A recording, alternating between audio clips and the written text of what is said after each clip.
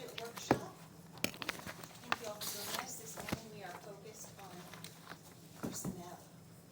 And let us just state from the onset how much we appreciate the privilege of working with Boone County employees, which we are among you. And your well-being and welfare is of the utmost importance, and boy, do we hope to do you right this morning. And we're gonna take a look at what we can afford and make the best decisions we can. Where we still need to make cuts, we need to go back and make cuts. So a lot of things to deliberate on, and confident we're gonna make the best decisions we possibly can for the good of Boone County and our employees and overall budget going forward for 2024. With that, Susan has a financial update for our review. So yes, Karen has it displayed there, and I passed it out to all the members of the council. So yesterday you added $1 million to that general fund. So when you say, you're using reserves, but yes, it's part of the budget, it's part of this balance that you're gonna see here. Now, when Debbie referenced the 49% operating balance that you had, that was as of 12/31/22. These numbers take into account that you'll spend everything you have planned to spend this year, plus everything you have planned to spend so far in the budget next year. Now there is, as Debbie mentioned, like with health insurance right now, it looks like it may come in under, there's other things that may come in under. If you underspend your budget this year, then it's gonna make this bottom line number look better. But since we can't anticipate that, we don't know exactly, because even though you traditionally have spent, it doesn't mean you'll underspend this year, in the final. So right now, if you look at the farthest right-hand column in the general fund, that operating balance is at 25 million, or 25%, I'm sorry, after adding that million. There were some other things that were finalized and added and changed yesterday too. That wasn't the only one, but there were some other things. I did bump up in the receipts column to show you what it would be, the amount of that 3-year levy growth application. So that number that was calculated out to $778,000. So the receipts now include that 3-year levy growth. Obviously, if you decide not to pursue that, or that's not approved, that would not be a part of this, and that would make that operating balance drop lower. But I did include it for the time being. The rest of the budget shifted and changed a little bit. You cut some things out of CCD, so that one now has a little bit more room there than it did yesterday. County health was always fine, and then when you decided to pay them, to give them back that additional $396,000, that's, they're fine. The other budgets are out of balance. Again, as you know, we knew the public safety lit was the one that can't be funded, but that's, go into that knowing that after your discussions with the sheriff. Because it depends on what he's getting back in reimbursements and other money that comes back in, so. And we still don't have lit this morning. First thing you did, right? Yeah. Yep. Nope, not yet. So that's, you still have some decisions to make on salaries, other positions, until we get, some hard numbers to tie to that. I can give you an update on that at that point, but we have to get some hard numbers on things there. So because I'm not including any other raises, it was just a flat salaries as they are currently, as they were submitted. So, any questions? It says that you can use 10% from the health department from that fund. I was told that you could use 10% of that fund towards capital improvement. Are you aware of that? Are you talking about the new one or this? The new one. The new one, I'm sorry, I'm not aware of the stipulations on the new one.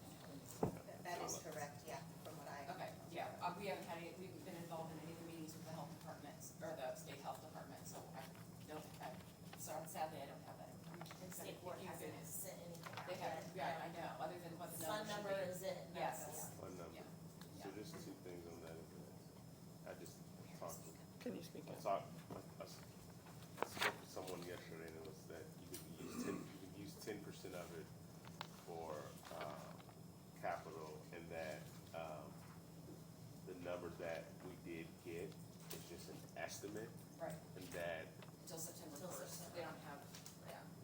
they're doubling down on that to make sure that you understand it's an estimate, because it's probably gonna come down, is the feedback that they're giving pretty aggressively now.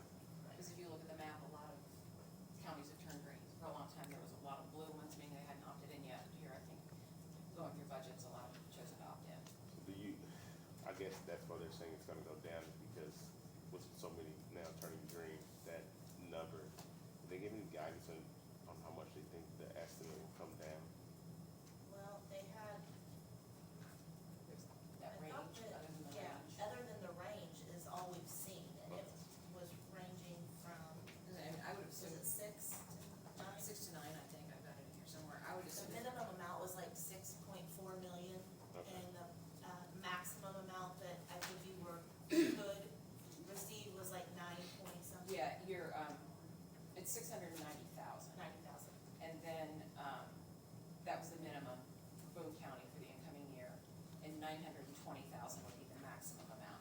I would assume that the largest number, or the minimum number would be if everybody opted in.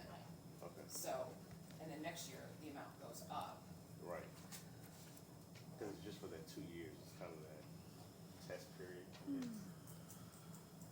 So if you, so the number that we're at now, what are we putting, did we put a number in for the health, for that? With this new, is there a number that we have in here? Yeah, it's, Is it the 8, or, no, is it the the total was $899. 899? Yeah, because it was a $396 that you were paying them back, and the That's right. 503, That's right. 902, I That's think. on line one. That was the average requirement. Okay, because we're paying the full amount back, right? Yes, Yeah. That was the assumption. I mean, that was the discussion. Yeah, Inevitably, it's not adopted, you can always change that. okay. Okay, I do have a question there. In thinking through this year we have to contribute, a chunk that's similar to the last 3 years. Average of the Average last of three the years. Last 3 years, Yes. okay. But next year it goes down significantly. So 2 things. When it comes down significantly, looking at that money as a potential opportunity to get more money to highway going forward, and this funding I know was only for 2 years, but from everything I've been told, it was instated with the commitment to be long-term sustainable funding, because we all gave them the feedback, we don't want a 2-year grant, because that just is terribly difficult to manage. So if we look at that chunk going to Nick in the future, that could be a good funding mechanism for him going forward to decrease our contribution to the health department, given that they're already providing all the core services, which is huge. They'll still receive a nice bump up. Yeah, but I mean, we routinely, move levy around anyway. Right. But yeah, so, because it says, per this document, county match next year is 345,000. Yes, so that's about The minimum, the 600,000. maximum's 460. So $500,000-$600,000 that could go in a different direction. Well, yeah, because you're not gonna be repaying them that 396 again. Right. That was a one-time. Right. So yeah, the actual levy amount was 503. Okay, so Yeah. that's something I think we need to note going forward. The other thing, am I reading this correctly? I mean, they're gonna have an excess of money. So do we really need to pay them back the full amount, or can we capture that? That's your decision between you and the Capture that and health let that go in another direction, i.e., So salary. you'll need to be part of it Yeah. in order to get them over that threshold of the match. Yes. I mean, you have to do at least the 503. Right. As far as the 396, I think the health department administrator indicated yesterday that their budget would be, needed to be supported with that amount this year. Yes, in order to stay flat. Yeah, so, Is what yes, Lisa they're said yesterday. I mean, it In does order look to like stay there's flat, she would need about that. 170,000 potentially left over. Again, that's dependent upon this year. That was with the increase in salaries, is what she said. She had the 5%. If that's what you chose to do. And we also, as we're discussing, we need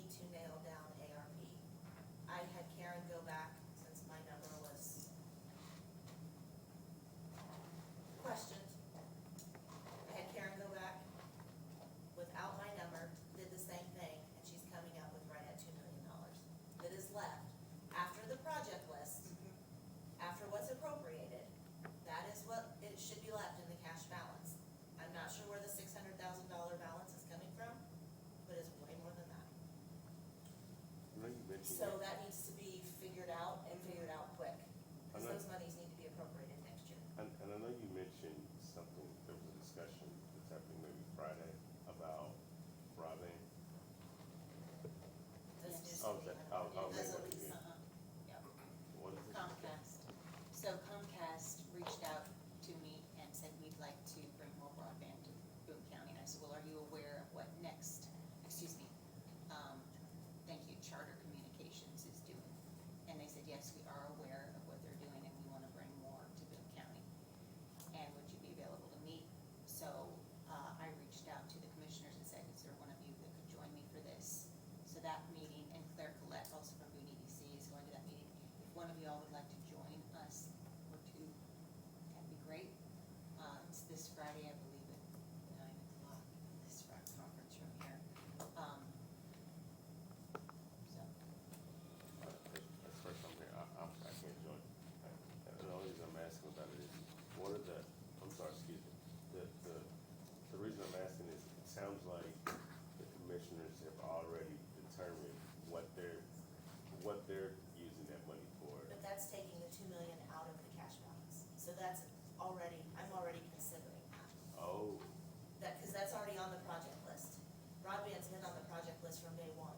oh, This 1.97 is after everything on the project list, if they were to do it, plus what is already appropriated. oh.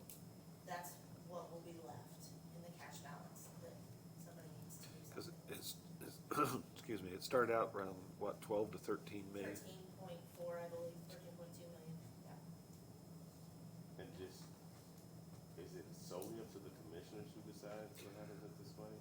Or is this a joint? They are in charge of the project list, you appropriate the money. So, can I ask a question about the ARP money? yes, please come to the I'm front so sorry, thank you. we can hear you. So I think you clarified it there at the end.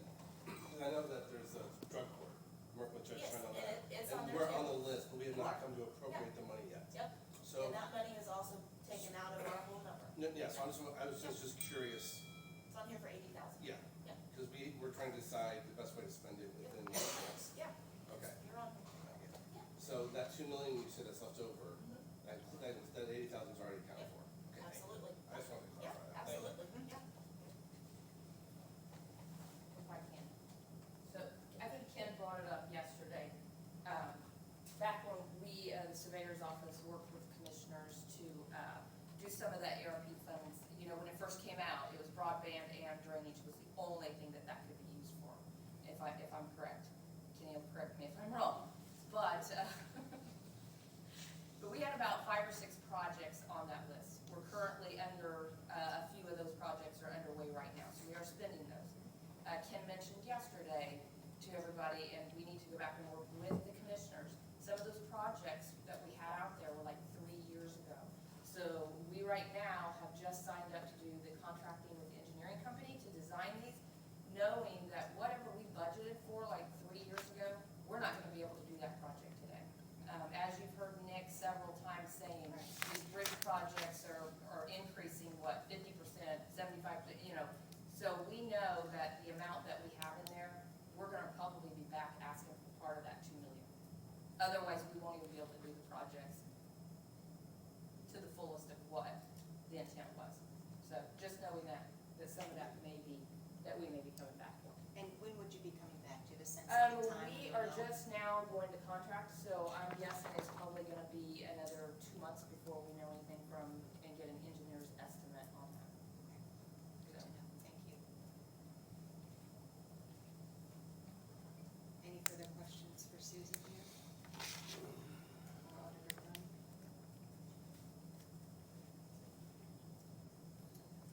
All right. Who was the biggest recipient on the ARP?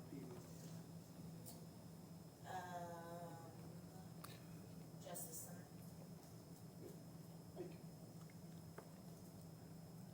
So the big question before us is what can we afford? And that question we need to answer this morning.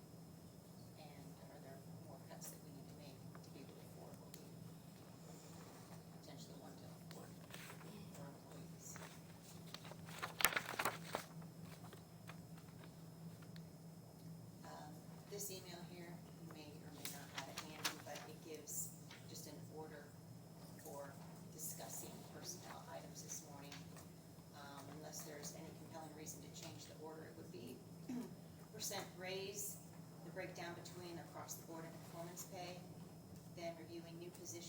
requested, then elected officials with the third bump up plan from last year's salary and wage study, that includes the coroner, commissioners, and surveyor. No, not surveyor, EMA. Yeah. You may, Surveyor was in on that too, as far as the third term. yes, it was. Yeah, it was. We didn't have any I notes didn't about have that. that in there. Okay, well, let's make sure we, Yeah, because it didn't get bumped up to full amount. We went one third last year plus the, percent on, Yeah. Darlene had, yeah, okay, there was too much of a bump to Yeah. if you look at the, okay, thank you. And then, additional salary requests are coming from Superior Court 2 and the commissioners. No, that's not right either. From, excuse me, this is an old copy of the email. It's Superior Court 2 and Boone County Sheriff's Office, that would be the stipends. And then HSX.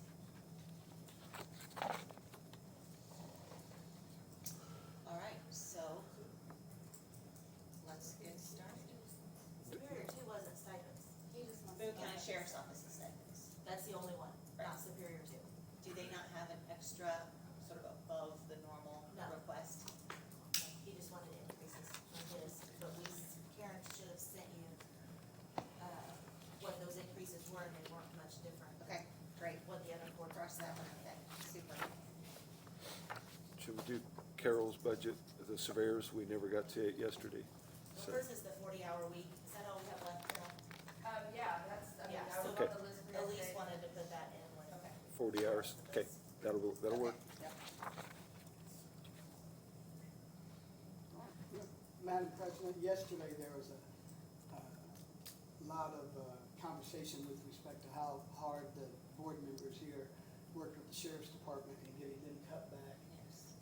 Took out a whole lot of dollars there. One of them was in the general fund, they were able to cut $250,000 out of their department. So I want to have some discussion up here with respect to some of that $250,000. Before LIT in 2017, any extra dollars came out of that general fund. And again, they worked real hard, along with the sheriff's department, to bring those dollars down. What was it, Aaron? $1 million was cut out, 1.2 million, I How much think did we was cut? what we wrote down yesterday. About 1.2. So I want to have conversation up here with respect to the courts and the prosecutor's office, that if we were able to take that $250,000 out, as the sheriff did out of the general fund, that we have a discussion with respect to giving $100,000 to the courts.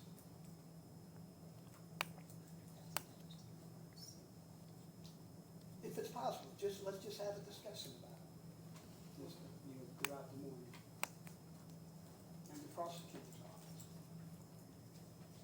We'll have a discussion about it. Thank you.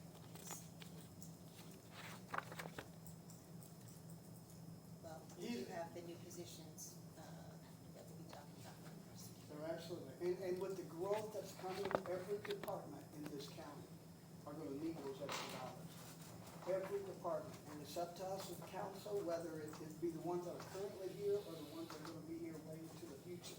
It's up to each and every one of us to ensure that those departments get what, not typically what they ask for, but what we as a council and future council members can determine, okay, you guys are working, let's see if we can do this.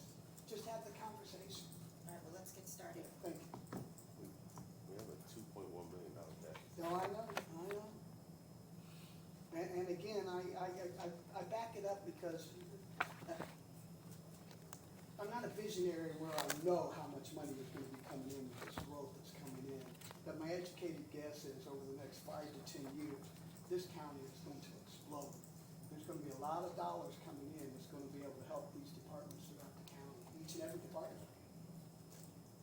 And again, we have a fiscal responsibility to ensure what's best for the taxpayers of this county. And that's why the conversation needs to take place. If we're able to do it, so be it. If not, let's have the conversation. Thank you.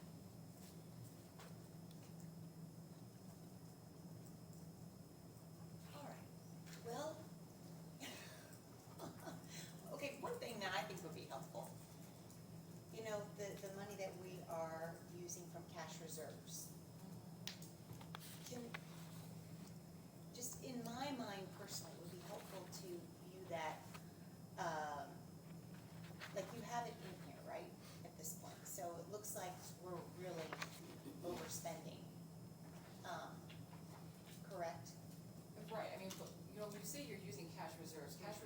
set aside in a special Yes, area. yes, yes. It's not the rainy day fund or Right. anything, it's the general fund as a whole. Mhm, You have to think of it kind of like a big checkbook. mhm. At the end of last year, there was, whatever the number was, it was equivalent to a 49% operating balance Yes. left at the end of the year. 11 point something. Yeah, and you had then a budget for Mhm. this year that was out of balance. It was, you were going to spend more for that budget than you know, would bring in the year.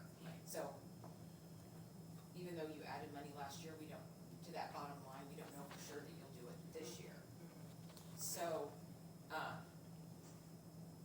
it's not that it's, you know, something we're pulling in from someplace else, it's just available there, so, I mean, basically, But it's one time, and we just need to keep that in mind, that this is intentional. It's not really one time, like I mean, whenever you're using reserves for operating costs, for salaries, Which we are not.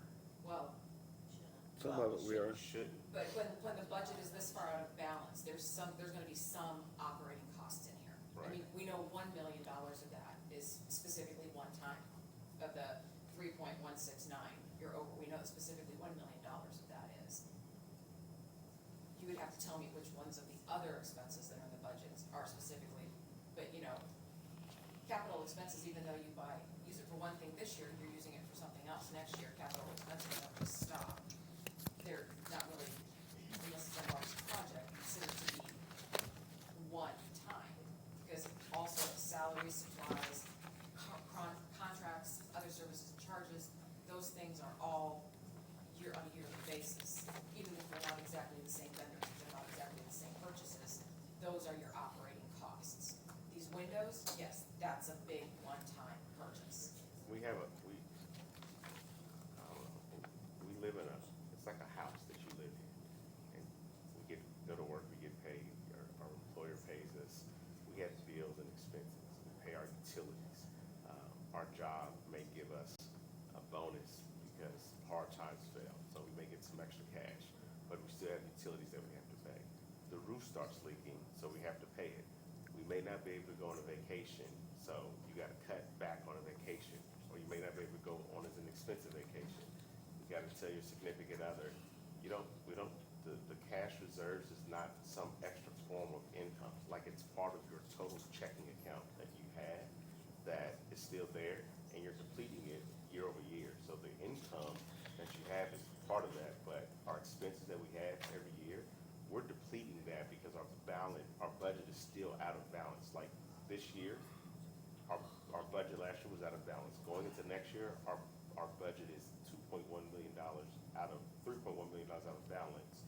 It's $1 million out of balance now because of the cash reserves that we had in the account.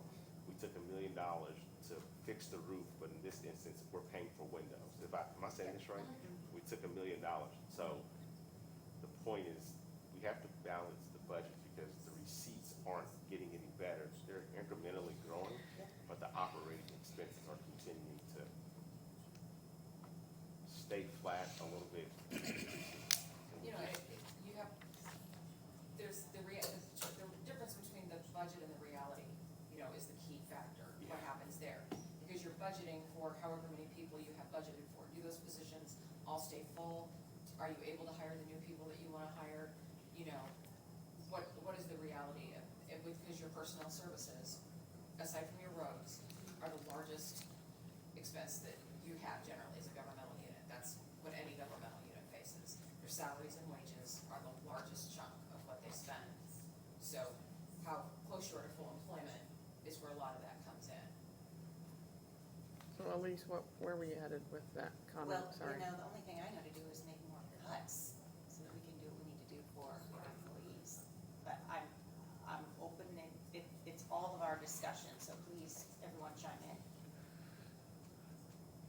You either make more cuts or over the coming years, we'll sit here in line one, it says county general, net cash flows in the red.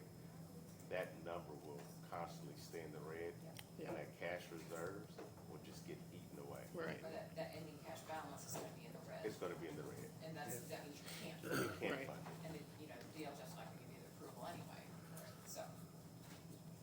But we need to use some of the cash reserves, because we just can't keep building up a cash Right, you reserve. can feel good about The that. responsible use of, the projects is, And just while we're on the subject of cash, what's our RDF balance and what percentage is that today? I mean, what's the RDF? What's our rainy day fund? it's 5 million, 5-ish million. Yeah. And that's, what percentage is that, Um, we're supposed to keep it at what? No, the cash balance No. is what you want. don't have That's to- right. I mean, Yeah. that's. So is there- it's is there your a s- operating fund. I mean, if you're $5 million, your expenses are around 22 to 23 million, so your rainy day fund is 22, 20, of your 22%. operating. So Yeah. has there been discussion at the board table, maybe is a better question, about what that percentage ought to be as a percent of expenses on an annual basis? It gets discussed every year. And what's the You consensus? can only move, you cannot move any encumbered funds in there. Okay, So it has to be clearly taxpayer dollars that get moved in there. So it- okay. And it can only come from the general fund. Right. You can only transfer in from the general fund to rainy day for like But, long-term. but what about from the rainy day to the You can general? Transfer from rainy day Transfer, to yep. any. And so Or back to just my appropriate from the original rainy day question, fund. what has the council, President Nishala, talked about in terms of a comfort level for the RDF on an annual basis, and what percentage, for example, what percentage have we come to say, gosh, we hope that we can keep the RDF at a minimum 15% of expenses, or has that conversation ensued? Yes, well, I can hear former President Steve Jacobs' voice loud in my head, and I'm sure you can, Kevin, and you can, John and Jennifer. He would always tell us about 2008 with the big recession and how we had a rainy day fund. What was it at that point? It was over 10, 15%. Yeah, 15 or 18, and how we survived that storm and didn't have to lay anybody off because we had a really robust rainy day fund. Now we're at 5.5 million, so, it's a basic rainy day fund. It's nothing with a whole lot of, extra cushion, so. Okay. If I may, Steve's cushion was anywhere from 15 to 16%, is what Steve would always suggest. Now, we can't get below that, can't get below that. And right now, we're at about 22, Kevin, is that right? That's what it is. Or ish, sorry. Rainy day is percentage. Highly And technical. that's just a percentage of the general fund. It doesn't, look at a percentage of anything else. But he was more in that 15, 16 at a minimum. That was on his cash balance, so, Oh. that was the cash balance, not the rainy day, so. So, We always wanted to keep the cash balance. The rainy day was always just set aside just for something major, but it And was if you never. look at it now, Sherry, our rainy day would make, we'd be able to pay maybe 2 days. yeah, and I mean, so really there isn't a rainy day fund as far as if something big would happen, or really don't. We'd eat it up pretty quick. yeah. Steve and I would have these conversations on the side, and philosophically, I agreed with him, but there were other times I would say, no, come on, Steve, we gotta cut a little bit here, there's a reason that money's there, and as I say that today, you think about state government. Is it $2 billion, I think, is that the state of Indiana has collected from we as taxpayers, that's just laying there for the governor and the administration over there to say, okay, let's put some here, so much so It's that more like they were 3 able to billion, give but- the Indiana State Police officers, I think it was, something like an extra $30,000 a year for each one of them, if I remember correctly, reading in the Indy Star, which is good, which is good. So Steve and I would many times agree to disagree with how to use that money, but he would always bring me back and say, Kevin, God forbid anything terrible happens, we've got the money, we've got it. Yeah. If we do what you're suggesting, it's gonna come down here, and then when that explosion happens, we're not gonna have anything to help us.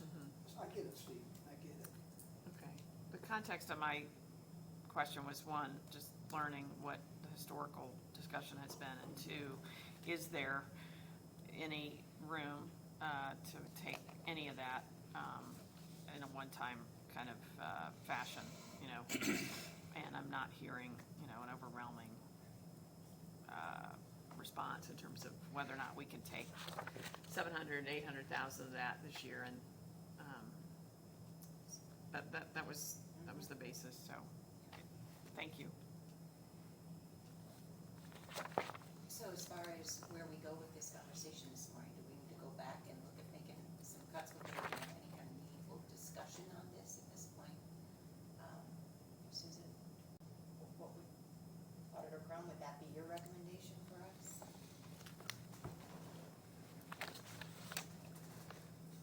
I mean, yeah, I think there's some room to cut, but yesterday, you guys chose not to. So, I don't know what else to say to you. There are some funds that, and that's your job as the council, is to see that some of those, yes, are probably larger than they should be as far as the lines go, but, I mean, it's your determination as to whether to cut or not. We don't wanna hurt anybody's feelings, but my budget's been cut many years, a couple years in a row. I mean, it just is what it is. One of the biggest budgets out there, hardly did any cuts in. And I've reiterated that time and time again, year after year, But and it still keeps growing. I don't wanna discount what I think was a decision that we made in the other direction, and I feel good about it. That is, cash reserves too high, in my opinion, so we gotta use some. And again, I know that's counter to what you just said, and yet, I passed the red face test on that for me personally. Like, I think we don't pass the red face test if we leave our cash balances too high and we look at the taxpayer and say, we're your fiscal steward, and, We can easily fix that cash balance. no, I I don't have to understand. cover I'm just saying, everything. I think But it's, you're gonna have a few departments that are gonna be hurting at the end Well, of the year if I don't allow them to cover it. I think it's our responsibility to be stewards in that regard as well, and I don't feel any, I'm gonna continue to push to pull some of those balances down, and, because the cash balances at 48 or whatever percent they were as of yesterday, are too high, and that, I think that's an irresponsible use of our role as well. So I just, again, just bringing balance to the conversation. That doesn't mean we don't need to do more cuts, but I don't want to discount the importance of actually looking at our cash balances and saying, these are ridiculously high, and that's an improper, I think that's an improper position to be in. Right, and how we got in that position, right? We underspent our budget, and then lit distribution came in May. That's what supplemental came in. And so it hasn't been, we haven't been sitting on it. Got it. But it's This is there. the first time to really take some action on that Right, it's high there. amount. So do we Debbie, you just said want- yesterday, if we don't spend it, it'll be $2 million more next year, you thought? Let's not go down. Where does that come from then? Is it what you talked about, the lit would come in Yeah. higher? I mean, the supplemental is not guaranteed. The supplemental has to do with how much is held in reserve at the state. They can only have a 12.5, I think, or 15% operating balance. So if they have collections in excess of that, that's when you get the supplemental back. But you seem to consistently have them since they were put in place in, I think, 16 or 17, since you've had your various lits in place. But we don't generally estimate that that's available because we never know how much it's gonna be. I mean, it could, this year you got a substantial one, next year it could be $200,000. That's, not as much, so. So right now, we're showing, if we didn't do anything, we're cutting the operating balance by almost half, in a sense, going from 48 to 25. So. So we can just do that and call it a day? I'm serious, like, look, we've been sitting here. Yeah. I'm just ready to make a decision so we can go home. Include raises. Huh, yeah, and we haven't, so that's what I'm saying. So do we do We have, let's just do it and call it a day. Like, let's say, hey, let's get the operating balance, we do that, we call it a day. We get a 25% operating balance, we'll be fine. I just know when we come back next year, we will be having the same conversations around. Now, that operating balance may be a little less, but you'll be in the same situation, so we could just say, let's just use that, we can call it a day. Would that work, Debbie, essentially? good. We can call it a day. You wouldn't have very many happy employees. I know, and That's absolutely your call. cause my thing is, I think we wanted to give employees a pay raise, but I'm like, hey, you gave us a clear directive yesterday to cut and to give you numbers. And we didn't do as good of a job as we could have. So now we're back here today, it's 9:10, and we still haven't made a decision. So I'm in favor of us saying, hey, let's get that, let's use that operating, balance, the numbers that we had, use the cash reserves to do that. Let's give our employees, let's figure out, I don't know, Susan, what the percentage would be. We can even take that operating balance down low, add a 5% pay raise onto that. What number would that be if we added a 5% pay raise for everybody, flat across the board? Right around 490, I think. I think it was, yeah. So if you added, Figured threes and fives. if you added $500,000 to that, I don't know how much that would take that operating balance down to. Take it down to what, 18%? You know, Susan, while you're looking that up, I'm in agreement. Many in this room have heard me say before, this place is gonna explode in the next 5 to 10 years.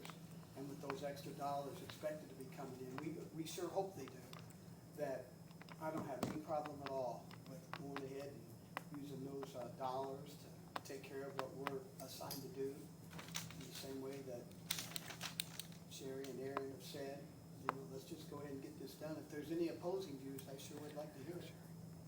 But, okay, I guess in the same breath, and again, I may not understand what you're saying, Aaron, but I thought we were gonna go through a discussion, a detailed discussion on compensation, and again, maybe that would have just benefited me since I've not done it before.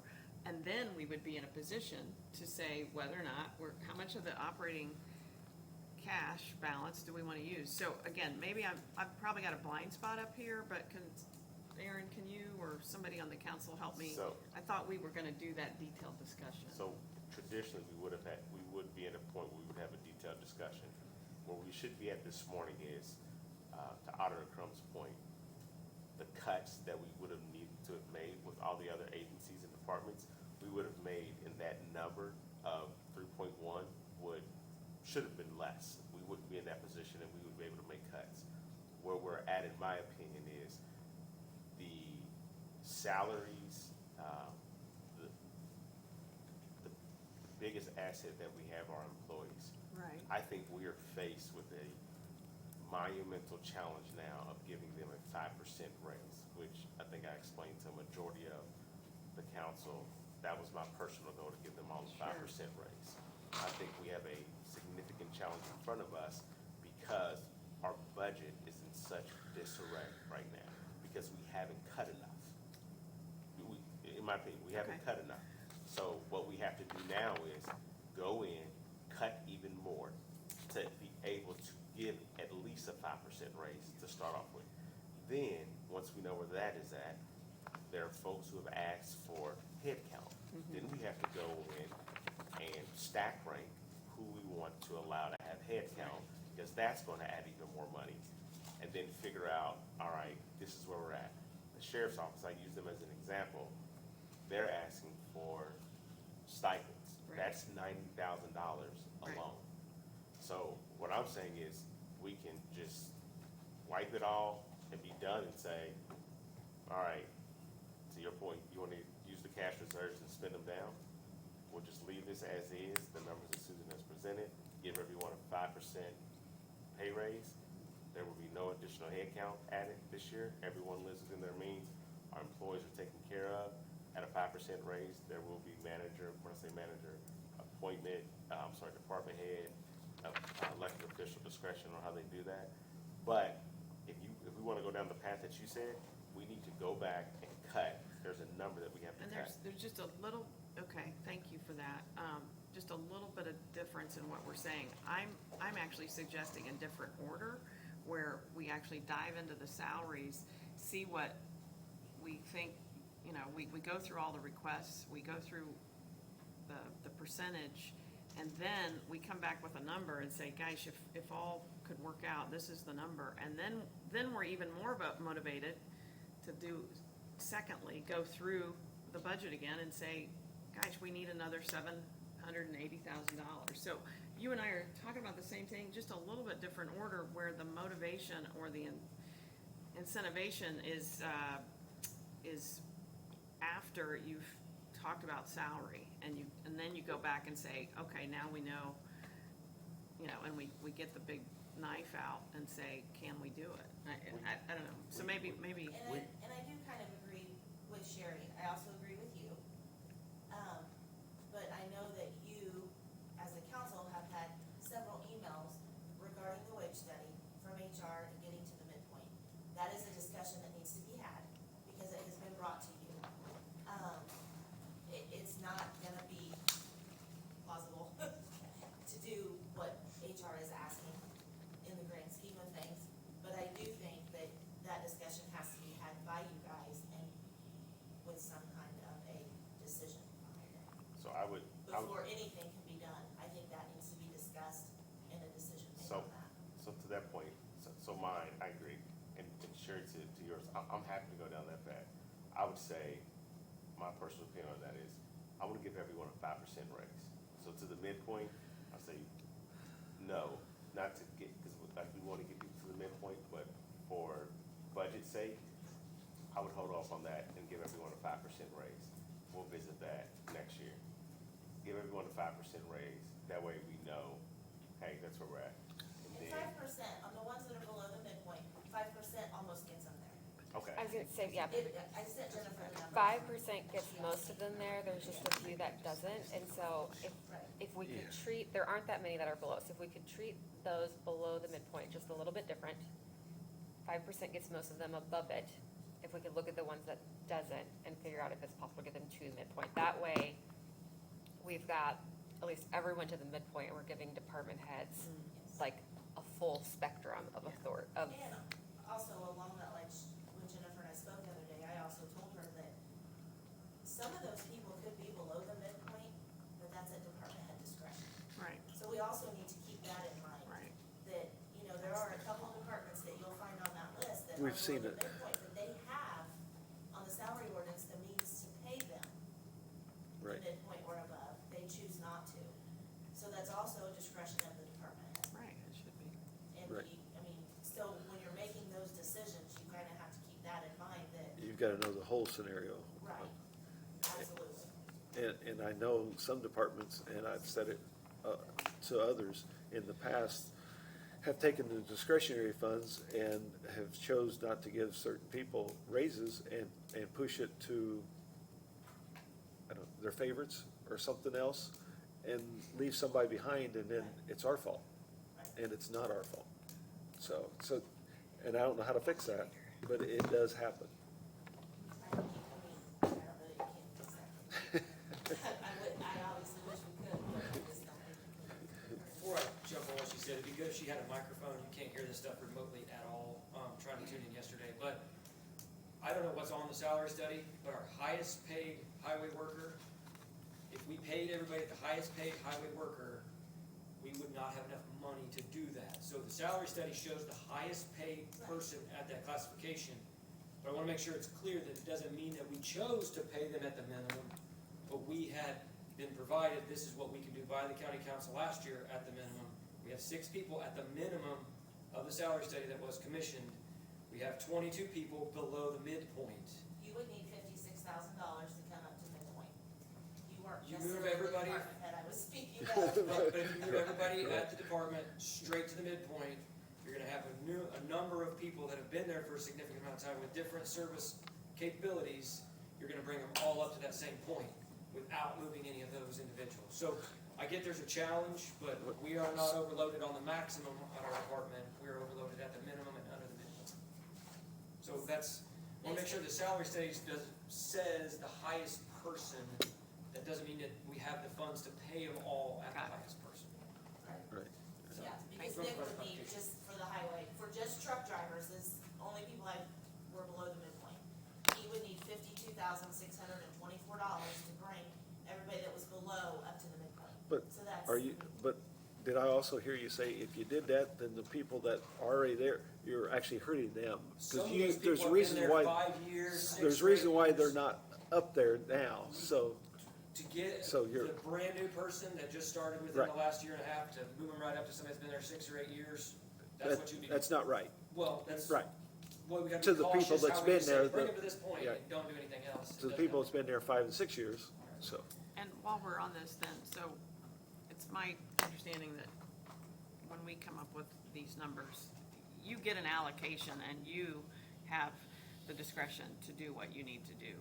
We know what the salary study said we should be doing as a council in terms of allocating monies. We'll do the best we can, but then it's up to you, right? You're not listening, I mean, you're doing what you need to do for your department, and that should be happening with each department head, right?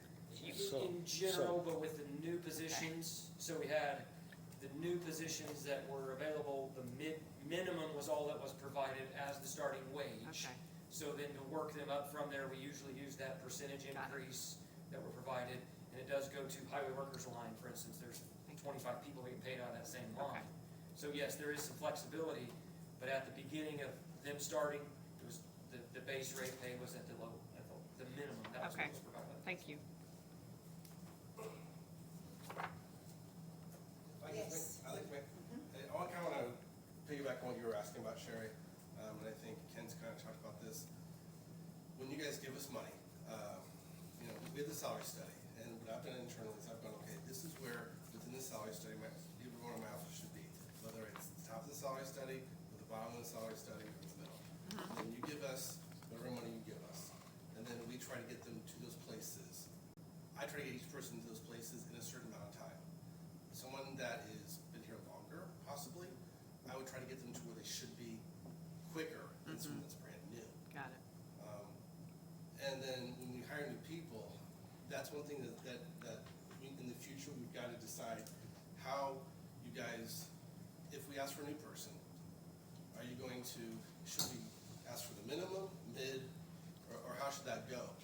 Because if we're only getting the minimum, that's gonna cause issues going forward.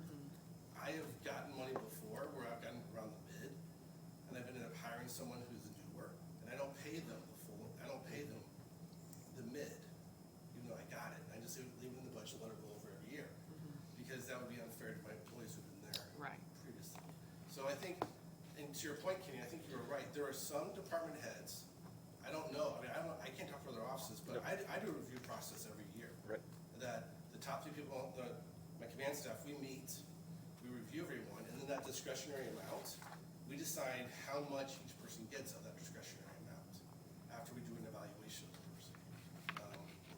But we're a bigger office, right, 30 some odd people. Right. In It's smaller easier. offices, it's different, I Right. get that, but that is incumbent for an office our size, is having that discretionary amount and having a process. Right. And that's where HR has been helpful, and that they're helping us create a better evaluation process. Right. I will say that, so. Good. Good. All right, thank Thank you. That kind of leads me into what I spoke to Elise a little bit last night, and I think this board needs to be more involved, and me and Aaron's talked about this too, with kind of the salary study and vetting when you have a new employee or somebody coming in, that we can actually look at it, a group of 3, and make a recommendation back to this council, so that we're not doing it in a vacuum, that we're doing it as looking at it as a whole functioning body of this, of the Boone County.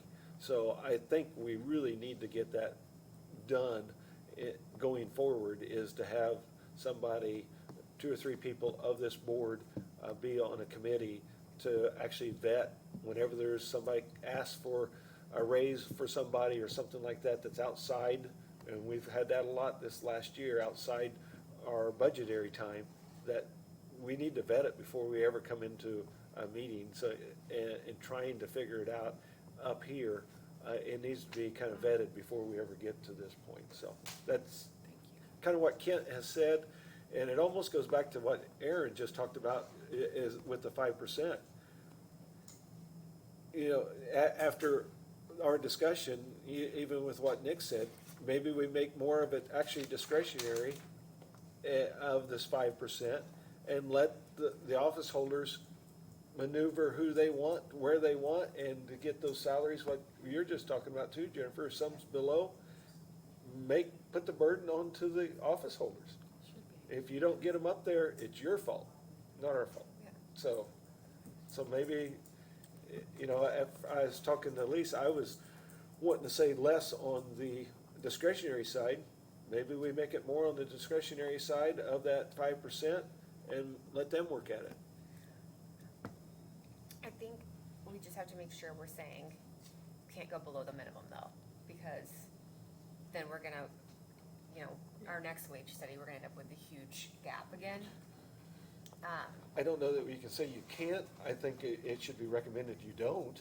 Yeah, I agree, because, you know, we heard from the health department that for 20 years, somebody's been way below. Well, that's not, Aaron kind of touched on that, that's not our fault. You obviously didn't give the raises to that particular person or at the time, or we wouldn't be there. So, some of it can be our fault, but I really think, put it back on the office holders. so are we saying fund to the midpoint plus 5%, and then we just have to figure out how much is mandatory versus discretionary? I'm wondering whether you do the 5%, make 4% of it discretionary, and 1% or 2% they automatically, everybody has to get, and let the office holders, if they don't give somebody a very large raise, obviously they didn't think they deserved it. If you did the 5% and made 3% mandatory and 2% discretionary, you make sure people are getting a 3% Yeah. pay raise. And Is that a minimum? if they didn't get their 5%, then obviously they weren't doing something right within their own department. And a department head and an elected official should have that Discretion. discretion. Yeah. But because we're still getting a 3% per, so that's 6% essentially is what you could say. Yeah. So that's equitable across the board. So if you said 3%, but the 5% was always my goal going into this, I think most department heads and elected officials know the value of their people and they'll make the right decision. And if they don't, that is not on this council. Right. That's not on the But the department, but if we say, hey, here's 5%, it's on the record that we gave, 3% is, you know, mandatory, 2% Yeah. is discretionary. Yeah. Don't come or catch us in the hallway or on the sidewalk saying, I didn't get this. I'm like, was 5%, the 2% that you didn't get is between you and your manager. But Aaron, just a question, so when you're saying 5%, say for us smaller offices, I could give 3% to one, and I just take the 2% from 3 different ones and make that person take 3% from 3, give that fourth person 10% if I want to. That should, because Okay. if you had, I just think it messes with the salary study. In your max, you're gonna have somebody way up here in the max then, But or if, like Jay was saying, but that's up, but here's the There's already thing. some people there. There's already people Okay. there, but here's the advantage that you have. If there are people who you need to get up to the midpoint, you can make that, that's what Kim was saying. If you have people who you need to get there, and what it doesn't do to us, it doesn't skew it so bad. There are people who are already past the midpoint that may not need that, or there are people who are already closer to the max, that you're like the 3%. 3% of $100,000 is way better than 3% of $50,000. So you're like, Right. hey, you got that bump. Right. So go ahead, I'm But you sorry, also Debbie. have to make sure that you're doing it correctly on your salary ordinance. That's the other Because thing. you can't pay that specific position over whatever you already have. in Whatever your you already ordinance. had, right. So that's where you're gonna have, Right. you're gonna have to know what you're doing as a department head in order to put it in the right I lines and on the I don't- salary ordinance, the correct way to pay what Yeah, you're paying. what I'm saying is if you, because you're gonna, essentially what you're gonna get is a bucket, you're gonna get a bucket of money. When I say a bucket, you're gonna get a pool of money, and you're gonna say, if it's $20,000 for your office, Carol, put you kind of as an example, it's gonna say maybe hypothetically, 8,000 of that is mandatory, and you're gonna know what the percentage, you're gonna have to give this much out, but then you have this discretionary amount of whatever the rest is. And if you have someone that you needed to pay $5,000 $5,000 to get them to the midpoint, and you felt that they were worth it, you have that right to be able to do that, and that makes, I see everybody shaking their head. It sounds like most department heads and officials agree with this methodology. That takes the onus off of us too, of trying to move everybody up to the midpoint really, really fast. And, once again, discretion is up to each elected official. And if the department head is smart, you keep some of those, so That's that mid-year you can, if, you know, Joe Smith comes and says, hey, I need a $2 raise or I'm leaving. Nick can look at his budget line and say, okay, I can afford to do the $2 just to keep him because he's a good employee. So to me, I So you think, have to be smart about what you're doing with that money as well. so to me, I think what she said is probably the most important thing of it all. You don't give all the money up front in the beginning. I see the assessor shake, like, you gotta hold something back so you can say, because as a department head and elected official, you have a right to do whatever you want. You can give mid-year performance bonus and say, hey, I'm gonna do an evaluation mid-year and give you an extra bump. And I personally would do that, if people come in their job, go ahead, Nick. The question I have with the direction that you're headed is, in order to do what you're talking about doing, would mean a large number of people, I'll just use my department because that's all I know, would need to get minimal raise in order to give the bottom a huge raise. So in order to even get them close to the midpoint, we're talking $2.60 an hour for 6 different people. So in order to give that big of a raise to that number of people, that means a lot of people are not gonna get a raise at all, or a very minimal raise. So it's gonna have an impact. I don't know when the math starts working out there, I haven't had time to really sit down and punch that all out, but because the total number to get to the midpoint is so large, that would mean if 5% across the board, there's gonna be a lot of people at the department that don't get a raise at all. So I then don't- you- So then you do the 5%, and then also go back to the midpoint that I went through, and that Jennifer and I discussed, and say, okay, Nick, here's $52,000 to bring everybody to that midpoint, and then your 5%. That gives you flexibility to work with it at least. Right, It's but- just As a department head, are you gonna do that with that $52,000? I'm gonna take That would be people, the I've got to, I'm losing them. Okay. I mean, That that, would be my I don't even question. think the Yeah. midpoint's enough the- to keep people at this point. For So- the people below the midpoint, that if we don't give them 5%, just to get them to, because 5% would still be below the midpoint, I think the amount to get them to the midpoint, my math, someone double check this, not including highway, it's only 25,959 per year. So I think we need to get all of these people to the midpoint. For the email I sent you? Yeah, I did the difference between like the ones that the 5% wouldn't take them. Oh, Yeah. gotcha. So then, do we need to revisit the objective of what our role is post-salary study?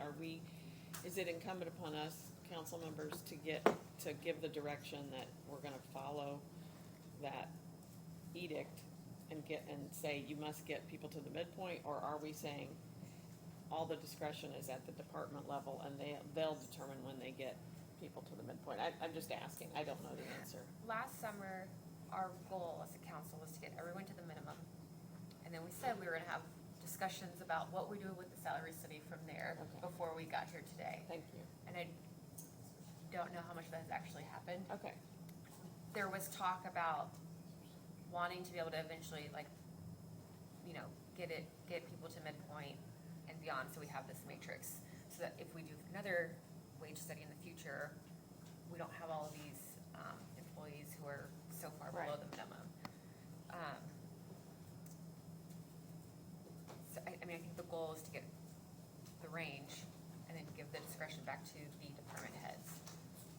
I mean, I'm certainly not in the position to determine how much right. each of them should be making, you But know. fellow council members, I mean, is that what you guys recall then, that we have an objective of saying everybody needs to get to the midpoint, or is that just, that's not an objective? I mean, that was just a suggestion. Aaron, you're shaking your head.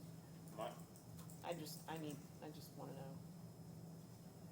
Man, all eyes on me. I wasn't here last year when you guys did it. I mean, I was in the Yeah, and audience. I don't wanna say was like in the we audience, set so- ourselves up for saying we were saying that would be a goal Goal. for us to discuss Okay. next year. Thank you. Yeah, 'cause Cause minimum was discussed and that they wanted to get there last year. Yeah. And then the goal was, but can we get there? Yeah. But I thought some of the talk was that everybody would get like the 2% or a 3%, the other 2% would be up to the department heads. Or we're just gonna give them the bucket of money and do what you want, where some people wouldn't get a raise. And somebody gets 5%. You, I mean, Aaron's suggestion was 3 and 2, so 3% they'd have to get, or you should get. and But that doesn't 2% give the would- department head complete discretionary, everybody's gonna get something. Right. And then the other 2% would be up to them. To the yeah, right. and then you'd have that pool of that bucket of money that you could, disperse and deal with. Because remember, for every amount that you go over, get that red number up there, it's still gonna get bigger. Yeah, it's gonna be a bigger red number. And if anybody's got any suggestions where we're gonna cut any money, I don't know where. And so that was my whole take on it is, the place where you don't wanna cut is salaries. Right. But, so take that away from it, we're only talking about a pay raise right now. We haven't even gotten into Right. stipends, we haven't gotten into head count additions. So remember, if you do the head count additions, you're probably gonna have to add, 5% to all of those? So, we haven't even scratched the surface on those. And Okay. what I would say, y'all about to all get upset, so look at me now. If you gave a 5%, would you say, all right, if we could give you a 5% raise, would you say, all right, we wouldn't have any additional head count for the year?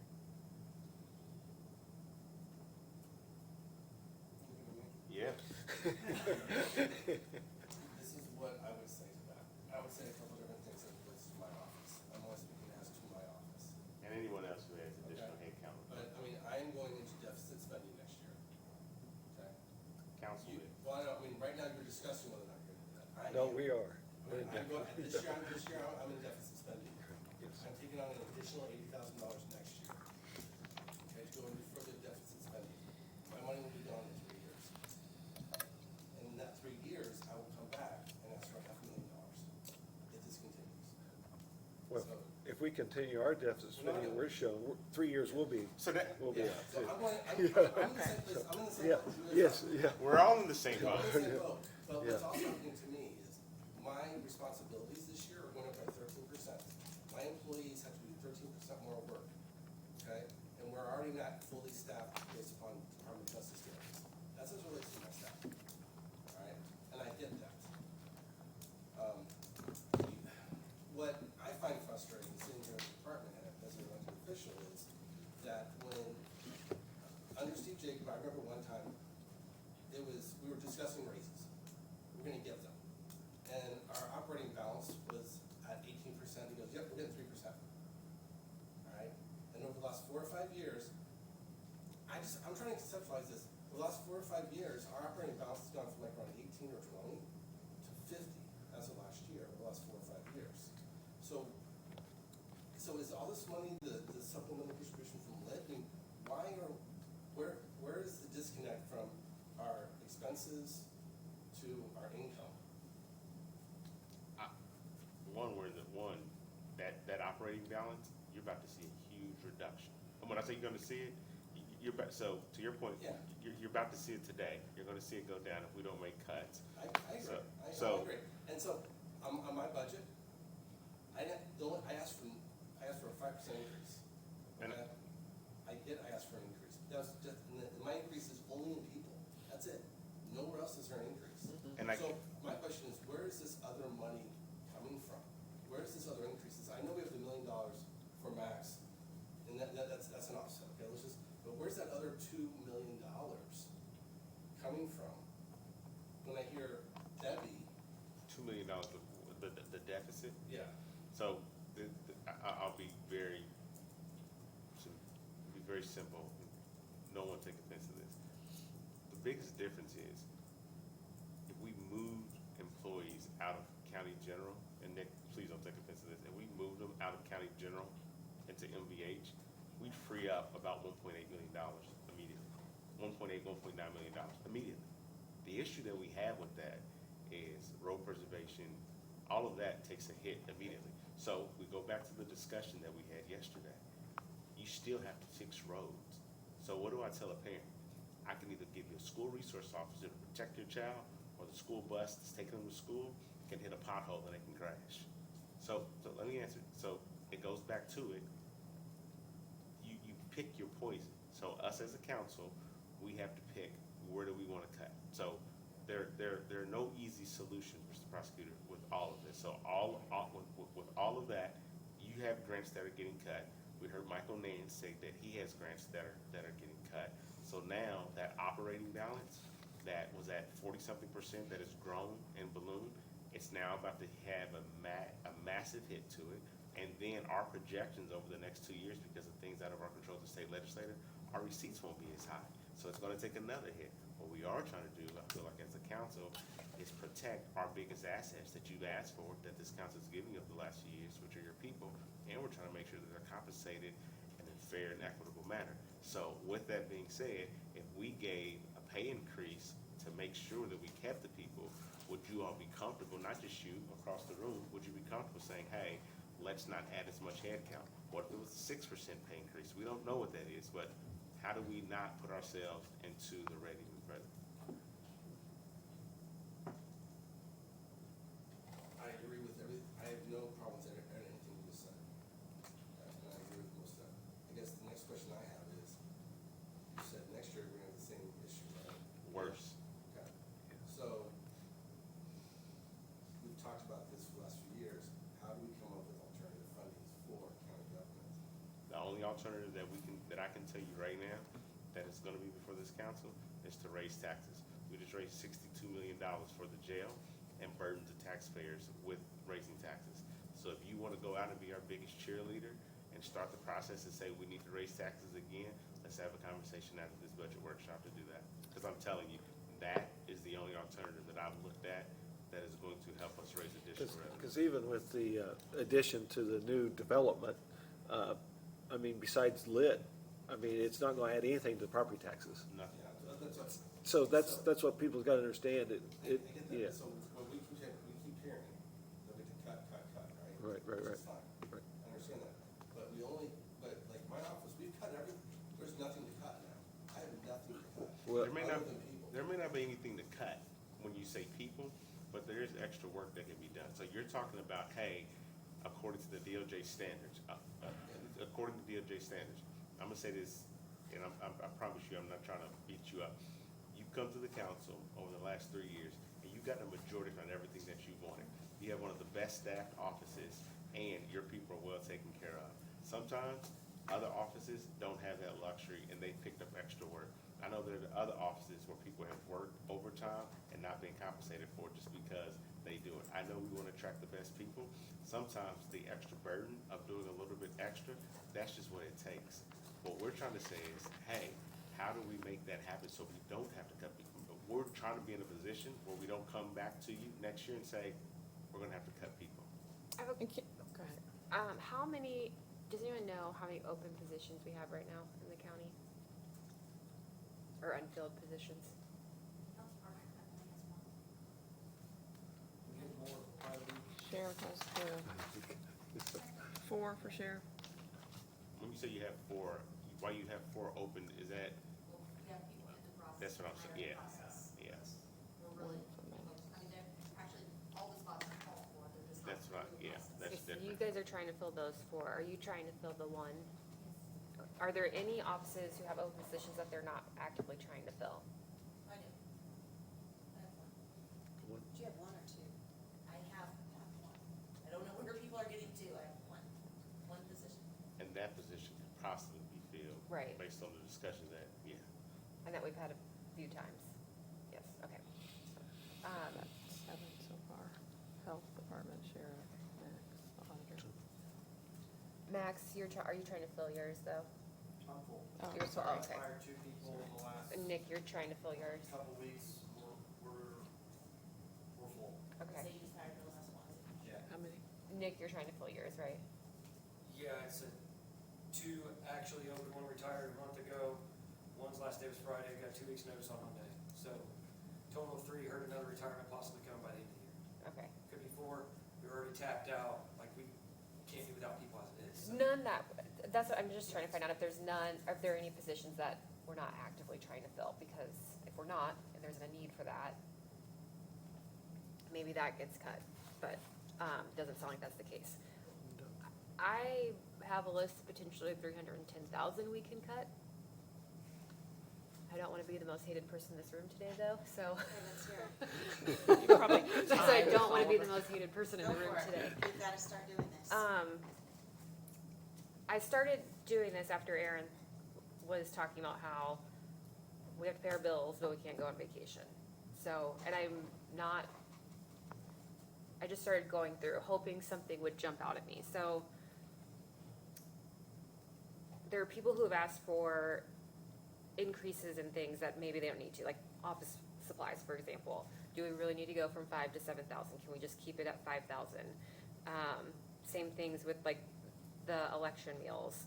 I know Veterans Office asked for an additional 2,000 for flags. Like, there are just small things that I think we need to look at. Like, do we absolutely have to increase that right now, or is it something they can come back to us? And once you get through it, I mean, some of those things, it can total 310,000 potentially. Like, for example, I feel comfortable saying this, like, council, our consulting, do we need 79,000, or can we take that down to 50,000?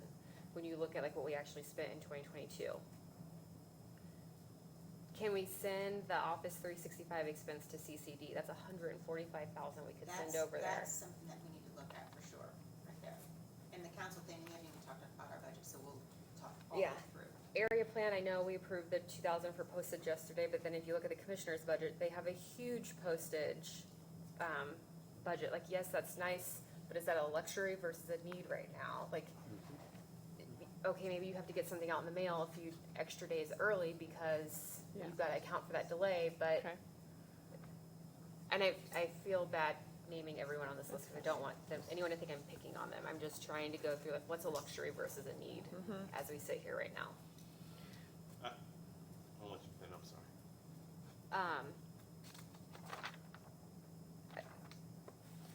Are there more things on your list? There are, but I don't necessarily need to go through them item by It item. would be good to hear them because we need to think about what are we cutting.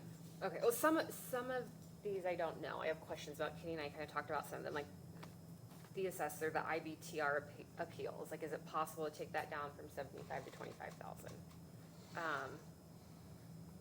Commissioners training, is it possible to take that down from 25 to 15? HR consulting from 15 to 10. The unemployment could go down, it's at 20. Okay. We currently have an $8,000 credit. Juvenile We could take it detention. down to 5. Oh. Juvenile detention center, can that come down to 50,000? That's 40,000 right there. Auditor consulting, can that go from 60 to 40? Like, I'm not saying like, let's do this, but these are some questions we either didn't push back on or we didn't ask. I would add to, well, I'm sorry, let me finish. Clerk election supplies, do they need the additional 1,500? Sorry, I said, veterans flags, and I meant veterans, their soldier burial, taking that down to 2,000, but then flags, could that also be taken down to 2,000? I know some of these amounts are small, but it adds up when you Yeah. get through it. And we've got a couple things that we need to revisit with the commissioner's budget that are big chunks. I would much rather make sure our people are paid correctly. I would love to have everyone to the midpoint and give the 5% on top of that, so that we're giving department heads this matrix to work within. Because what good is it gonna be to spend $7,000 on office supplies if we don't have people to use those office supplies? So, Aaron, what were you gonna say? I'm gonna let her finish her list. that's it. I appreciate you going through the list.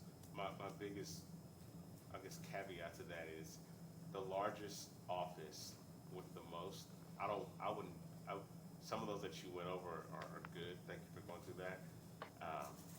But it sounds like no one here is losing employees or have open headcount. So they're probably going to use those. They're probably going to need some of those expenses to stay the same. But our largest office, the commissioner's office, had the least amount of cuts. I mean, we talked about a 75,000 PR expense that I think probably, I will go back to it again, needs to be looked at, it needs to be cut. And I'll be more transparent today. I don't even have to get into it. That needs to be cut. There are large chunks of things that within that budget could be scaled down significantly, probably add another $250,000 to $300,000 to get us to where we need to be. I'm gonna just comment on that real quick. So I did have 15,000 from their budget, and then I have on my list, but I have a question mark next to it, because I don't know what could be, is coming back and looking at that telephone line of 160.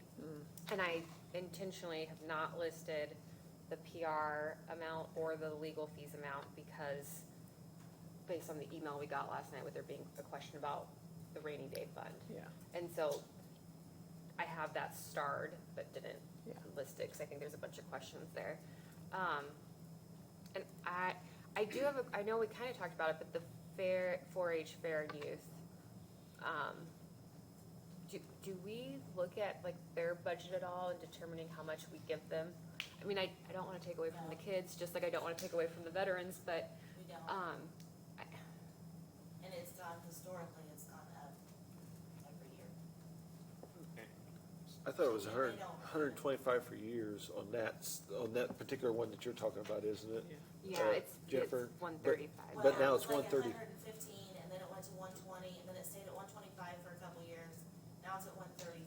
Yeah, okay. But, and we pay for their positions, payroll, out Wait. of the county, Right, we do. plus other expenses.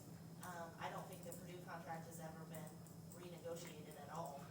No, Purdue actually tells the commissioners what they're gonna pay, is how Well, that's right. done on the extension They don't side. even pay rent, and we have community corrections across the street paying rent, They the have, building that we own. they have to, as part of their grant, Well, right, Yeah. but I'm just saying, I Right. mean, Right, yeah. Uh, I really want to keep our employees, Yeah.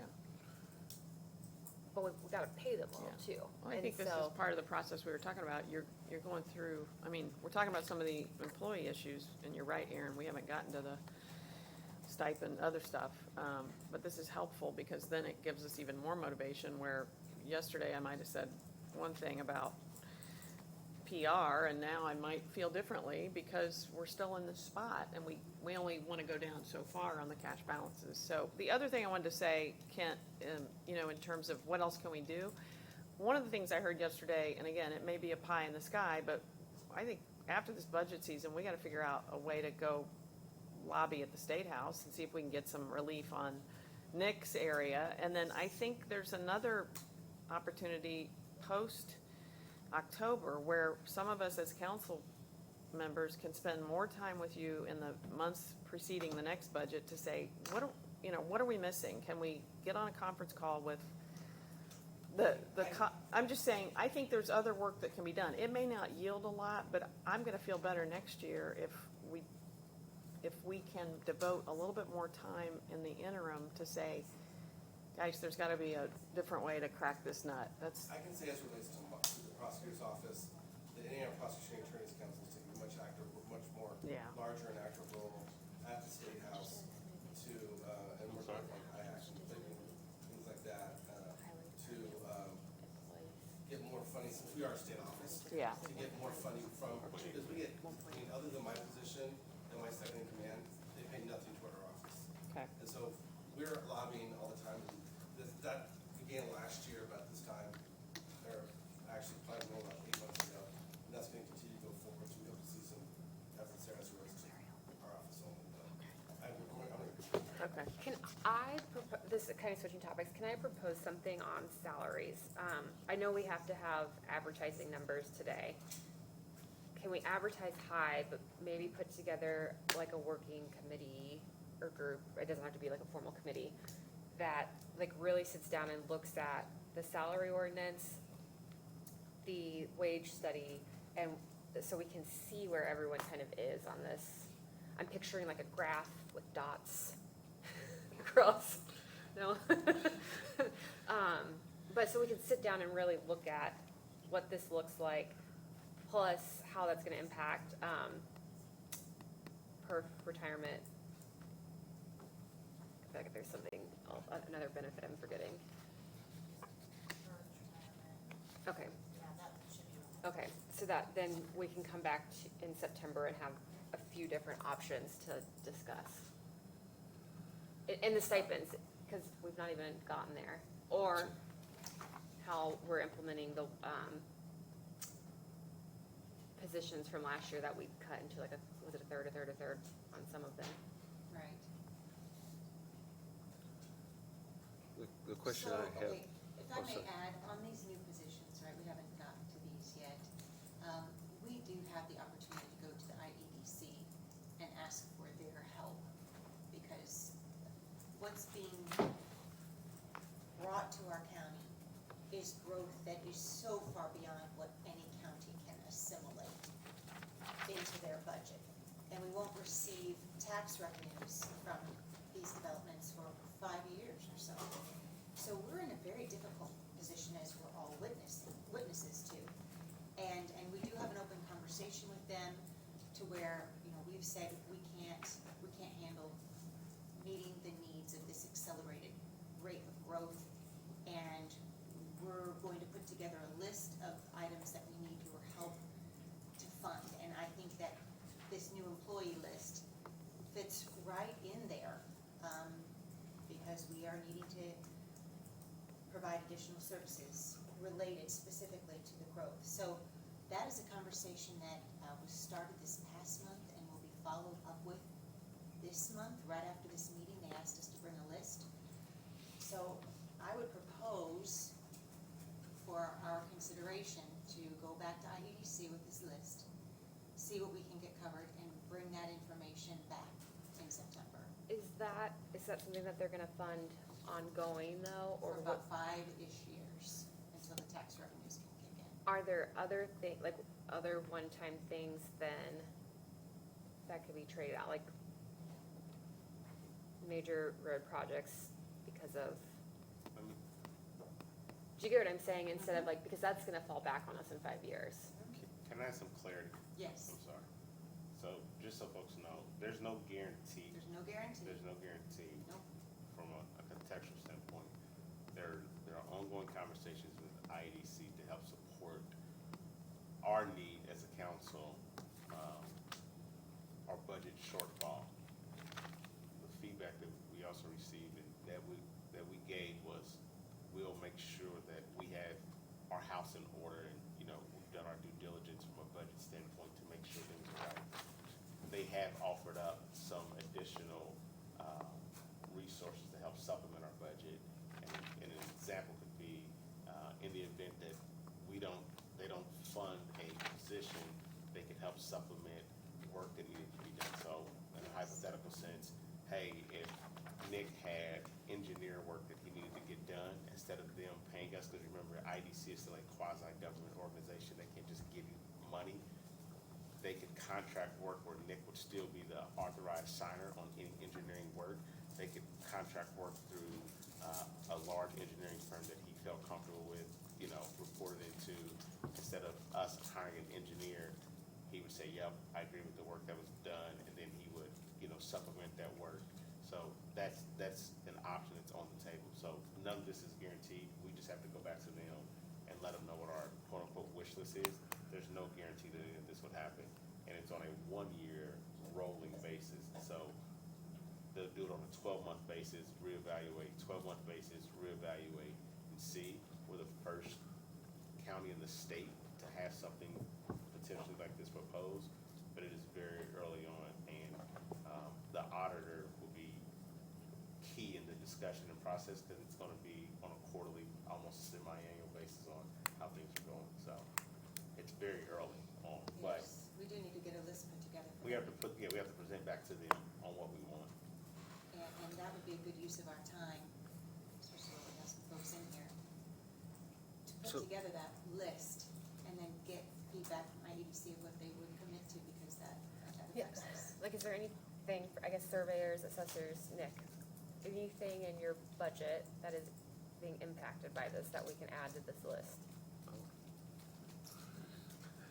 His roads aren't. I can go first, I guess. We are significantly impacted by this project. Hate to guess the percentage amount of our staff's time dedicated. It's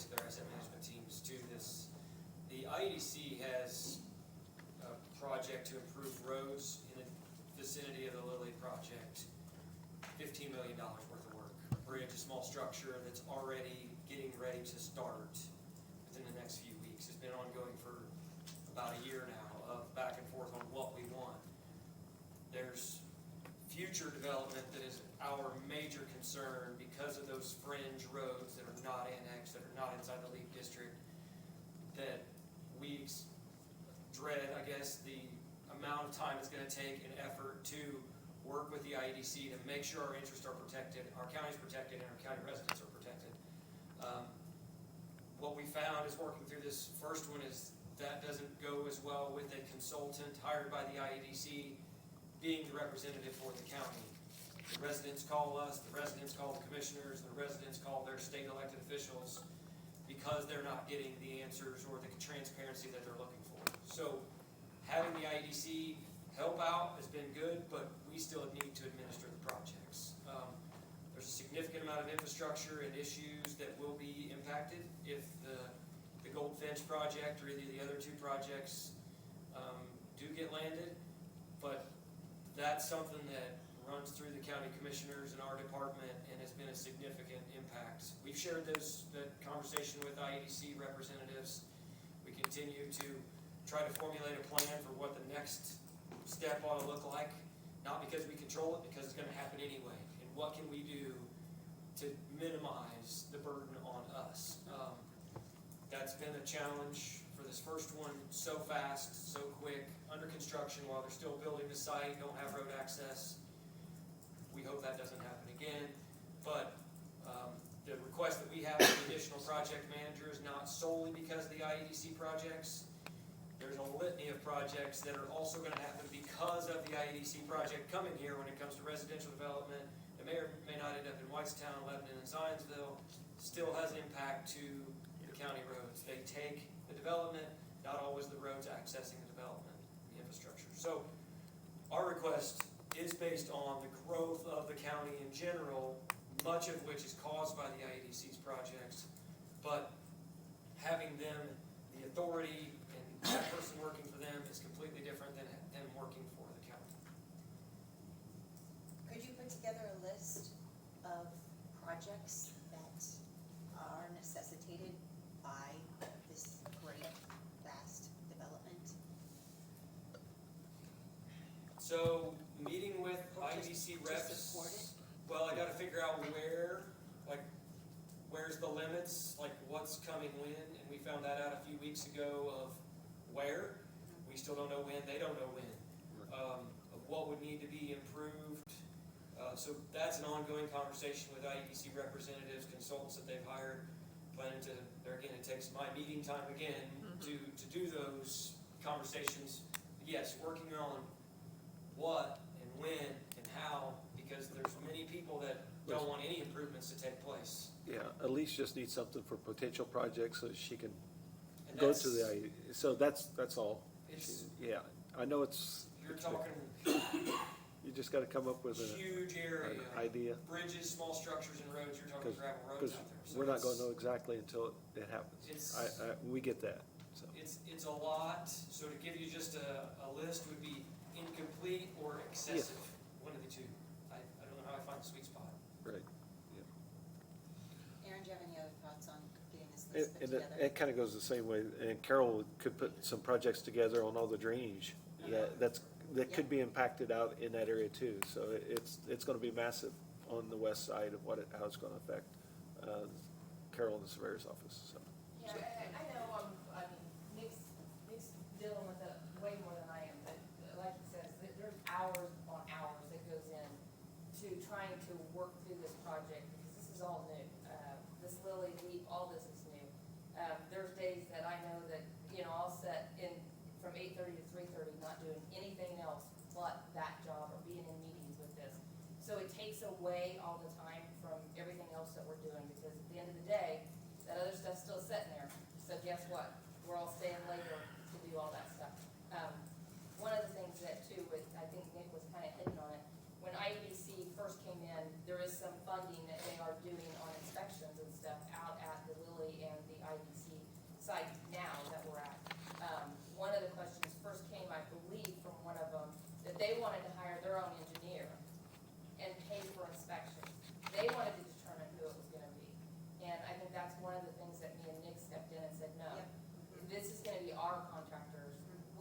know that they are working, so we need to pay them, and then IEDC or Lily, whoever that person would be, pay us back.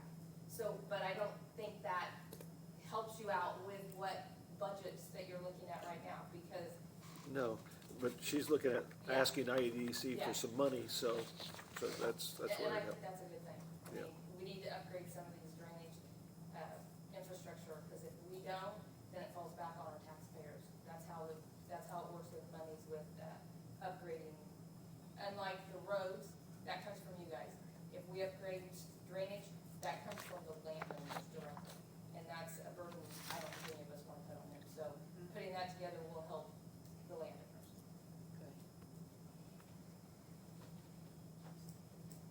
So, So my question is, if we put in the 5% that Aaron talked about before, and that's gonna affect our cash flow, that we're gonna be, operating balance will go down, but that kinda goes to my next question is, does that still set us in line to ask for, to raise our max levy? Are we still gonna be okay to go in there Yeah. and say, hey, we still need this additional monies, and we can put this together so that we can, Because without, I put the extra $500,000 in there, that's about what 5% raises are. 5%. That takes that operating balance to 23.97, but that's taking into account that you get the money from the levy appeal. There's no, like, minimum or maximum cash balance that they will approve or not approve a levy appeal. It's pretty much how detailed the application. Now, if you did have huge, if you were still gonna be sitting at that 48, 50, 60% operating balance, they might look at it a little bit harder. But you're, trying to, if you did everything you needed to do, you wouldn't even be at 25. So, that's, I don't. that's my main thing. I don't think your If- cash balance If we're, is gonna if we're affect asking your for a budget, levy but- appeal, I just don't wanna I wanna make sure whatever we're doing here today actually, helps us out on that side of Yeah, I it don't too. think what you're looking at doing is not gonna either approve it or not approve it for you. Okay, thank you.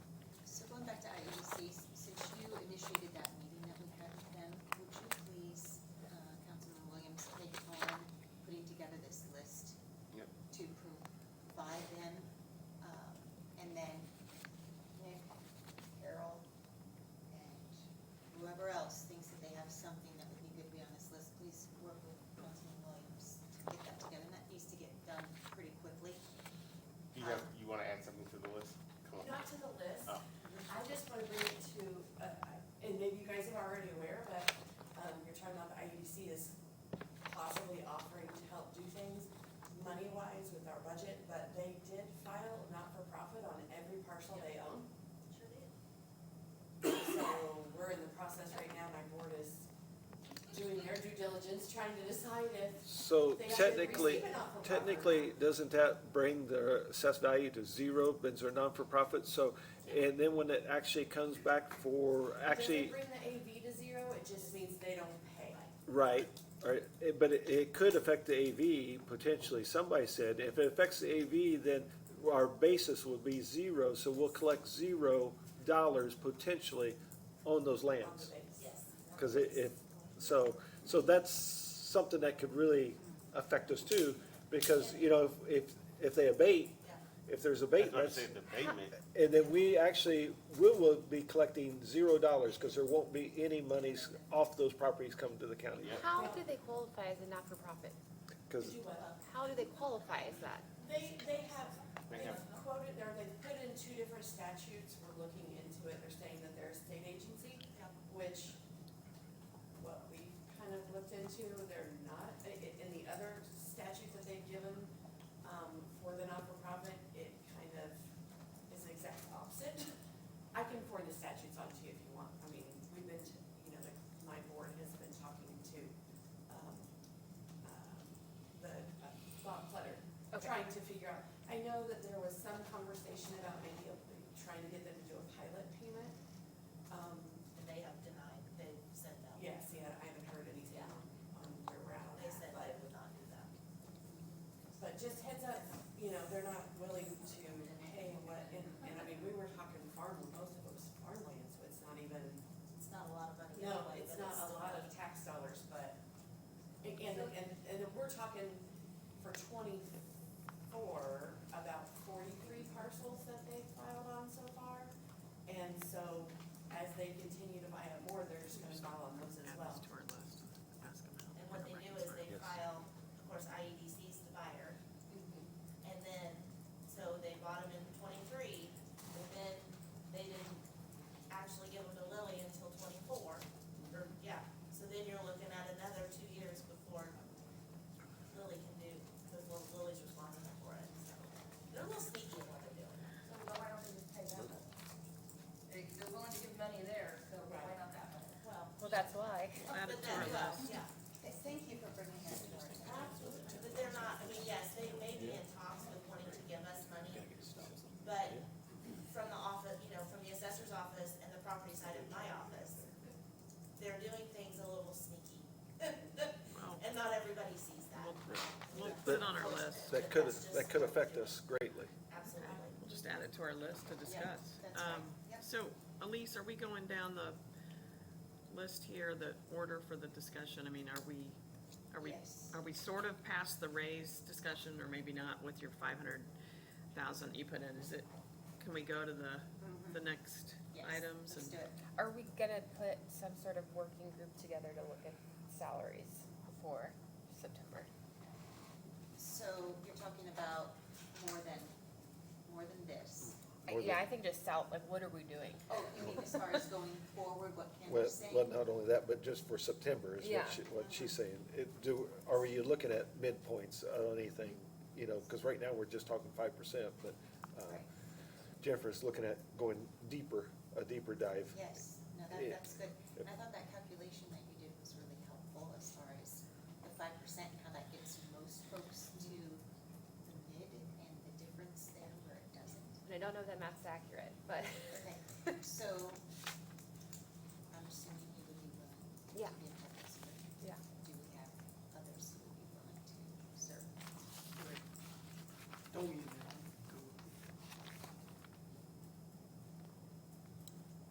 Sherry or Aaron?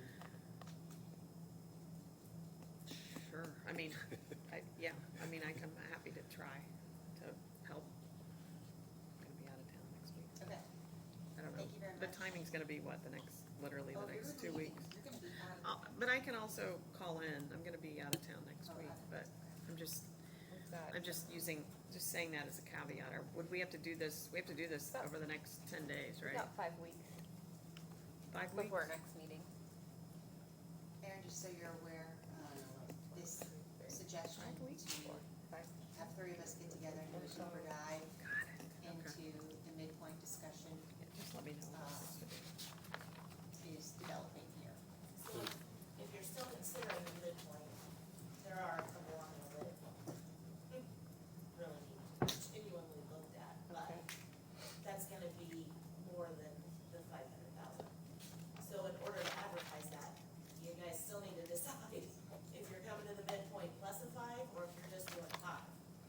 We can advertise high, right? So can we just, We're advertising, we're adding 500,000 to it right now. Right. So are That's you- just at 5% though. That's just the 5%, that has nothing to do with the midpoint. But to your point, Jennifer, we would just go ahead and add then to, most conservative scenario is to add and maybe not maybe, just go ahead and advertise higher than that because Yeah. of the midpoint. yeah, do advertise? Knowing it may or may not happen. Yeah. What is the amount for the midpoint? And if we get everybody to the midpoint, Right at 100,000. Okay, so it's $600,000. all right.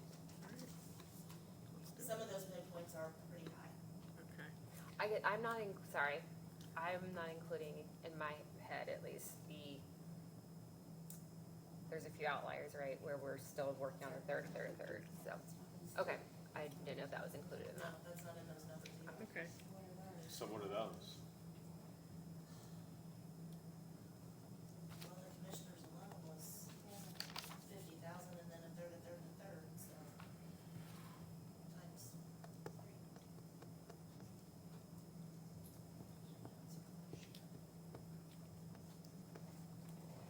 There's this. I wasn't including those, Okay. because I think that's a whole separate discussion. Okay, so we add it, we keep going. You gotta leave it new, so we gotta go. Sherry, Jennifer.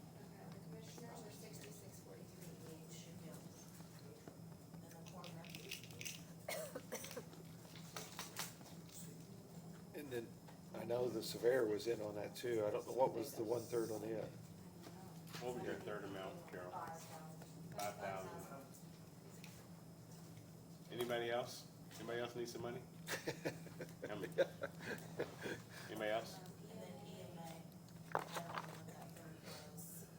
It's okay, this is So, what we have to so, do. we gotta look at it whether we do it. Huh? It doesn't, Yeah, Yeah, it we gotta look at it whether we, Yeah, it doesn't mean that's what it's gonna be, it's just what we're we advertising. actually have to do it for, yeah. We'd have to go back and look at the notes. yeah. Some of these I think we look at individually. Right. $1 million, I guess. $1 million. Wait, Ooh. how'd we get to 1 million? That's about what it is. Time to start adding it all up. Sorry, yeah, I missed. I was at 600, I but, mean, I'm including benefits with that, so. Yeah. You're at $1 million. okay. We seem to be going the wrong direction. Man, know. man, thank you. John, thank you. To me, the 5% is where we ought to go. This is just to Put part advertise. discretionary, Sure, I get, I know we're saying it's advertised, but and then we we, gotta decide if here. we're gonna make I a got dime this. No, I'm just, hey, expenses a little bit, or we just jump in and take it out of that and go. That's what I'm saying, like, What we make. it doesn't mean that this is As what a it's gonna council, we be. have to Yeah, I mean, we remember might that save too. $50,000. If But we've I'm- not- if you we've not only even give looked me at this. $10,000 for my whole budget, I'm gonna make it work. You will make it work. I'm gonna make it work. If you tell me you have 4 employees, but you're only gonna get 2%, by God, I'm gonna make it work to the benefit of my employees. You gotta make it work Gotta as a make it- department. right, and, It's tough, and all Jennifer's, it's tough, 'Cause- we've cut, we've Yes. done it, Yes. it's tough. Ultimately, But we're gonna have to If cut. we're only given a dollar amount, we are gonna make it work. Yeah. Brittany is gonna make it work. yeah, We've done it before. Yeah. I've seen, I go back to it, we literally just witnessed it yesterday. We saw an agency give it hey, here's an amount, they made it work, came back, and, so here's what we haven't done. And I just gave 68,000 back to you, so. Did you Thank just you. took it out of here? You- What was What it? did you do? Well, I gave my extra deputy back and I gave you 20,000 for my consultant. Okay. You didn't have to do, No, Thank you. I was No, just, but that's what has to happen. That's what needs to happen, let's- right? What has to happen. Willing to give something up. See, It that, doesn't matter. This From is that point, let's open up our books. If I can give 5% to my employees, I'm gonna take $68,000 from somewhere else. that, Because to me, The I employees, can do without pencils, I can do without pens, I gotta go out and buy them myself. I need my employees. I don't want you to think I was like picking on you, No. okay? No, we're good. I was But just, I'm just saying, I mean, we'll make it work. I go back to it, we wanted to give a 5% raise, and I thought we set a pretty good tone of how to make that work. And I don't know if you elected officials felt that was worthy enough, 5%, giving you 3% mandatory, 2% discretion. Is that, The other way around. was 5% good? I mean, did that make okay, I'm seeing head nods, did it make your employees happy? And I know we got There it, may be a few exceptions. plus per, There may be I know there's a some few extra exceptions. things that have to be figured out in that 5% for Nick to be able to do it. But I'm saying, yeah, but the other thing that we haven't done, there's still a list of new employees that we still haven't added to that. So the new employees aren't added to that number that we just, but weren't they included in the budget? They're included in the Yeah. budget, and Yeah. the numbers are in there, so they can, I mean, they can, if you decide not to do those, those will be. right. So we're- Yes. yeah. Okay, let's do a revote on the auditor's budget. Yeah. All right, 0002.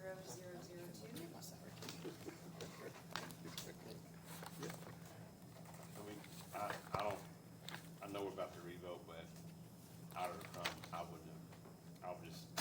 would reconsider. Well, we still I have just- an open position. I mean, This is I know that you do. extra That's just an extra position. I still have my open position. Cause we made a promise to you a few years ago. Yeah, it's okay. It's okay. I just, But that's an easy 68,000. Right, it's easy, take it. Yes, let's take it. If I come back for it next year, maybe I'll give it, maybe I don't know, but take it now, I don't need it. we're just so quick and easy to say, yep, let's do it, let's vote. But when it comes to, I'm fine. We all have to make the sacrifices, and that's what we do. All right, so do we have a motion? Does anybody have questions on what exactly to say for this motion? everybody's gonna get, Oh, This is this is- pertaining to the auditor's office. Auditor, she's giving We're up just six, revisiting, so. she's Is giving it- up $68,000. Yeah, so we're gonna for that reduce position. consulting. Yeah, in to consulting. 40,000. And we are reducing the deputy line 48,000.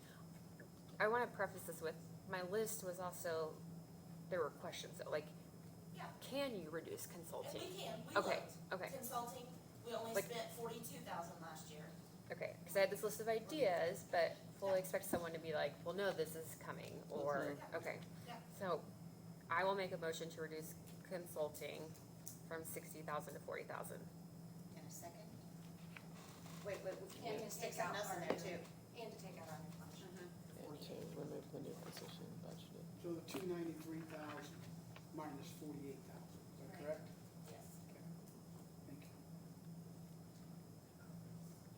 Sorry.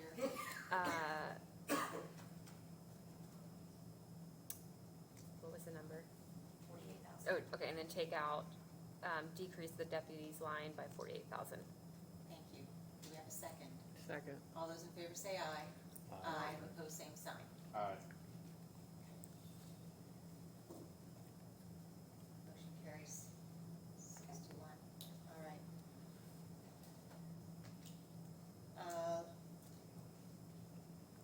So we're going to have this meeting here in the next month. Let's go back and look at some more cuts that we can make. Is everybody on board with that?